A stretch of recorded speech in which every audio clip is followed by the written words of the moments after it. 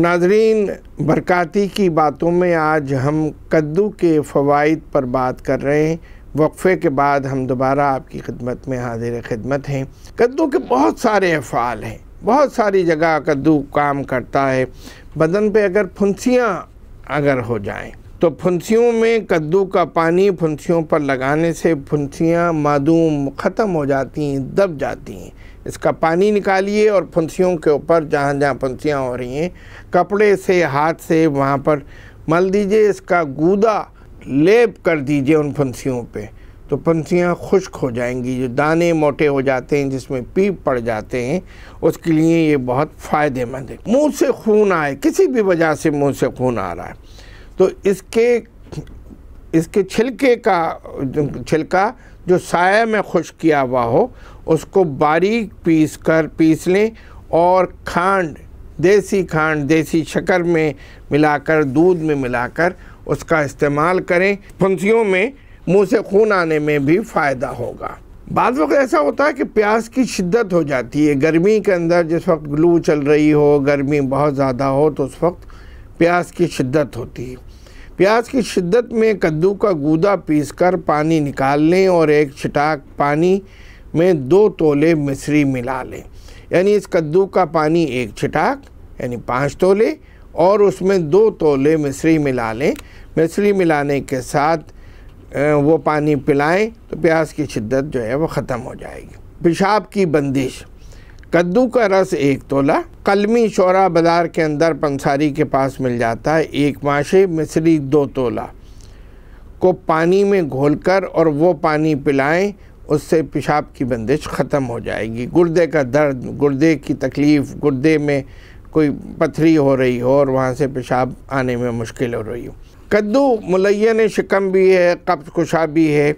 कद्दू की तरकारी दोनों वक्त खिलाएं तो उससे कब्ज़ दूर हो जाता है। पेट पे अगर तनाव है, पेट फूल रहा है, तो वो तनाव और फूलना ख़त्म हो जाता है।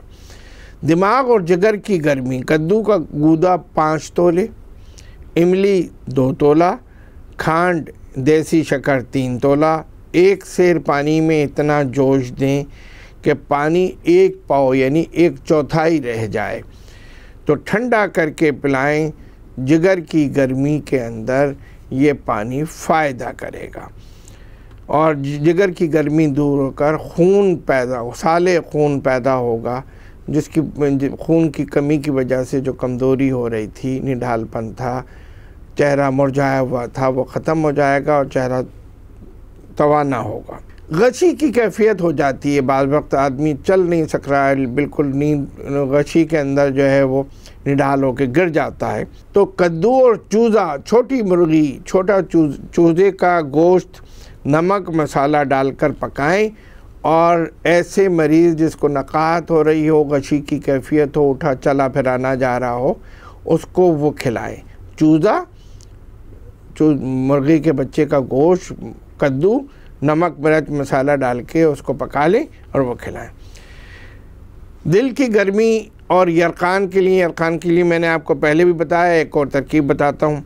कद्दू 1 अदद लेकर नरम सी आग में दबा दें, फिर उसको निकाल कर उसका पानी निचोड़ें और कदरे मिश्री यानी उसके ऐसी मिश्री की जिससे मिठास पैदा हो जाए, वो मिलाकर उसको पिलाएं तो यरकान और दिल की तकलीफ़ में फ़ायदा करेगा। इसको आग में बुलबुला लें, उससे उसका पानी निकालें, जिस पानी के अंदर कदरे मिश्री, ज़्यादा नहीं। पानी से हिज़ियान, जुनून और बेख्वाबी में भी कद्दू बहुत फ़ायदा करता है। मरीज़ के सर पर कद्दू के पानी से कपड़ा तर करके रखें, हाथ पाँव के तलवों और में कद्दू की मालिश करें। मौजूद नाज़रीन, कोई बाज़ ऐसे इलाके के जहाँ पर कीड़े मकोड़े हशरातुल अर्ज़ होते हों, वहाँ पर अगर बिच्छू काट ले तो जिस जगह बिच्छू काट ले उस जगह कद्दू के गूदे का लेप लगा देना चाहिए और कदरे कद्दू का पानी मरीज़ को पिलाना चाहिए, तो बिच्छू के कांटे का असर ख़त्म हो जाएगा। कसरत हैज़ में हैज़ अगर बहुत ज़्यादा जारी हो रहा हो तो कद्दू का छिलका 1 तोला, माजू 6 माशा बारीक पीसकर शीशी में महफूज कर लें और 3-3 माशा यानी आधा आधा चाय का चमचा सुबह और शाम खिलाया करें, हैज़ की ज़्यादती कम हो जाएगी।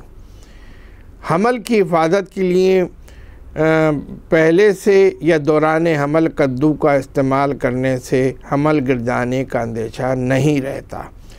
अगर किसी के ऐसा हो कि बार बार हमल, बाद लोगों के ऐसा होता है कि बार बार हमल साक़ित हो जाता है, तो उनको दौरान हमल जैसे ही शुरू हो तो कद्दू का इस्तेमाल करना चाहिए, उसमें हमल गिरने का ख़तरा नहीं रहता।